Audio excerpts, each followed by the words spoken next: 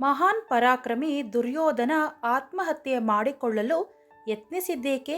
ಮಹಾಭಾರತ ಕಥೆಯಲ್ಲಿ ಮಹಾನ್ ಶಕ್ತಿಶಾಲಿ ಯೋಧರಲ್ಲಿ ದುರ್ಯೋಧನನು ಒಬ್ಬನಾಗಿದ್ದ ಹಾಗೂ ಕೌರವ ಸಹೋದರರಲ್ಲಿ ಮೊದಲನೆಯವನಾಗಿದ್ದ. ದುರ್ಯೋಧನ ಶಕ್ತಿಶಾಲಿ ಯೋಧನಾಗಿದ್ದರೂ ಆತ್ಮಹತ್ಯೆ ಮಾಡಿಕೊಳ್ಳಲು ಯತ್ನಿಸಿದ್ದೇಕೆ? ದುರ್ಯೋಧನನ ಆತ್ಮಹತ್ಯೆಗೆ ಸಂಬಂಧಿಸಿದ ಕತೆ ಹೀಗಿದೆ. ದುರ್ಯೋಧನನನ್ನು ಹಿಂದೂ ಮಹಾಕಾವ್ಯ ಮಹಾಭಾರತದಲ್ಲಿ ಪ್ರಮುಖ ಪ್ರತಿಸ್ಪರ್ಧಿ ಎಂದು ಕರೆಯಲಾಗುತ್ತಿತ್ತು. ಈತನನ್ನು ಸುಯೋಧನ ಎಂದು ಕರೆಯಲಾಗುತ್ತದೆ. ರಾಜ ಧೃತರಾಷ್ಟ್ರ ಮತ್ತು ರಾಣಿ ಗಾಂಧಾರಿಯ 100 ಜನ ಕೌರವ ಪುತ್ರರಲ್ಲಿ ದುರ್ಯೋಧನ ಮೊದಲನೆಯವನು. ರಾಜನ ಮೊದಲನೇ ಮಗನಾದ ಅವನು ಕುರು ಸಾಮ್ರಾಜ್ಯದ ಕಿರೀಟ ರಾಜಕುಮಾರನಾಗಿದ್ದನು ಮತ್ತು ಹಸ್ತಿನಾಪುರದ ರಾಜನಾಗಿದ್ದನು.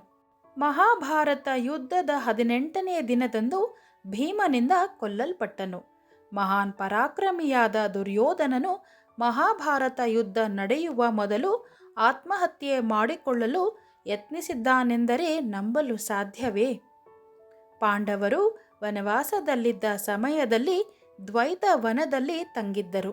ಪಾಂಡವರಿಗೆ ತನ್ನ ವೈಭೋಗವನ್ನು, ತನ್ನ ಅದೃಷ್ಟದ ದಿನಗಳನ್ನು ತೋರಿಸುವುದಕ್ಕಾಗಿ ದುರ್ಯೋಧನನು ತನ್ನ ಸೇನೆಯೊಂದಿಗೆ ಪಾಂಡವರು ತಂಗಿದ್ದ ದ್ವೈತವನಕ್ಕೆ ಹೋದನು ಹಾಗೂ ಅಲ್ಲಿದ್ದ ಸರೋವರದ ಬಳಿ ಕ್ರೀಡಾಮಂದಿರವೊಂದನ್ನು ನಿರ್ಮಿಸಿದನು. ಈ ಪ್ರದೇಶವು ಗಂಧರ್ವ ಲೋಕದವರ ನೆಲೆಯಾಗಿತ್ತು. ದುರ್ಯೋಧನನು ಇಲ್ಲಿ ಕ್ರೀಡಾಮಂದಿರವನ್ನು ನಿರ್ಮಿಸಿಕೊಂಡು ಗಂಧರ್ವ ರಾಜನ ಮಗಳನ್ನು ಅವಮಾನಿಸಿದನು. ದುರ್ಯೋಧನನ ಅಹಂಕಾರವನ್ನು ಕಂಡು ಕೋಪಗೊಂಡ ಗಂಧರ್ವರು ದುರ್ಯೋಧನನ ಸೇನೆಯ ಮೇಲೆ ಯುದ್ಧ ಮಾಡಲು ಮುಂದಾಗುತ್ತಾರೆ. ಯುದ್ಧದ ಪರಿಣಾಮವಾಗಿ ಅವರು ಹಸ್ತಿನಾಪುರದ ಸೇನೆಯನ್ನು ಕ್ಷಣಾರ್ಧದಲ್ಲೇ ಸೋಲಿಸುತ್ತಾರೆ. ನಂತರ ದುರ್ಯೋಧನ, ದುಶ್ಯಾಸನ ಸೇರಿದಂತೆ ಮುಂತಾದವರನ್ನು ತಮ್ಮ ವಶಕ್ಕೆ ತೆಗೆದುಕೊಳ್ಳುತ್ತಾರೆ.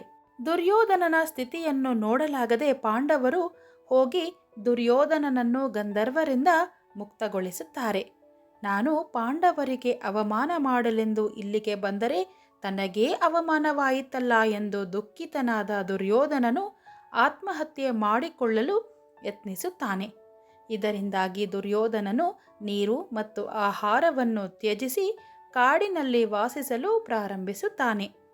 ಈ ವಿಷಯ ತಿಳಿದ ರಾಕ್ಷಸರು ದುರ್ಯೋಧನನ್ನು ಹುಡುಕಿಕೊಂಡು ಕಾಡಿಗೆ ಬರುತ್ತಾರೆ. ಕಾಡಿನಲ್ಲಿ ದುರ್ಯೋಧನನನ್ನು ಕಂಡು, ನೀವು ಇದರ ಬಗ್ಗೆ ಚಿಂತಿಸುವ ಅಗತ್ಯವಿಲ್ಲ. ಈಗಾಗಲೇ ನಮ್ಮ ರಾಕ್ಷಸ ಸೇನೆಯು ಭೂಲೋಕಕ್ಕೆ ಬಂದಿದೆ. ಅವರು ನಿಮಗೆ ಯುದ್ಧದಲ್ಲಿ ಸಹಾಯ ಮಾಡುವ ಮೂಲಕ ನೀವು ಯುದ್ಧದಲ್ಲಿ ಗೆಲುವನ್ನು ಸಾಧಿಸುವಂತೆ ಮಾಡುತ್ತಾರೆ ಎಂದು ಭರವಸೆಯನ್ನು ನೀಡುತ್ತಾರೆ. ರಾಕ್ಷಸರ ಈ ಮಾತನ್ನು ಕೇಳಿದ ತಕ್ಷಣ ದುರ್ಯೋಧನನು ಪಾಂಡವರು ವನವಾಸದಿಂದ ಹಿಂದಿರುಗಿ ಬರುತ್ತಿದ್ದಂತೆ ಅವರನ್ನು ಹತ್ಯೆ ಮಾಡುವುದಾಗಿ ಹೇಳುತ್ತಾನೆ ಹಾಗೂ ತನ್ನ ಆತ್ಮಹತ್ಯೆ ಮಾಡಿಕೊಳ್ಳುವ ಆಲೋಚನೆಯನ್ನು ತ್ಯಜಿಸುತ್ತಾನೆ. ಈ ಮೇಲಿನ ಕಾರಣಗಳಿಂದಾಗಿ ದುರ್ಯೋಧನನು ತಾನು ಆತ್ಮಹತ್ಯೆ ಮಾಡಿಕೊಳ್ಳಬೇಕೆನ್ನುವ ಆಲೋಚನೆಯನ್ನು ತ್ಯಜಿಸುತ್ತಾನೆ. ನಂತರ ಪಾಂಡವರ ಮೇಲೆ ಯುದ್ಧ ಮಾಡುವಲ್ಲಿ ಮತ್ತೊಮ್ಮೆ ಸೋಲನ್ನು ಅನುಭವಿಸುತ್ತಾನೆ. ಸರ್ವಂ ಶ್ರೀಕೃಷ್ಣಾರ್ಪಣಮಸ್ತು.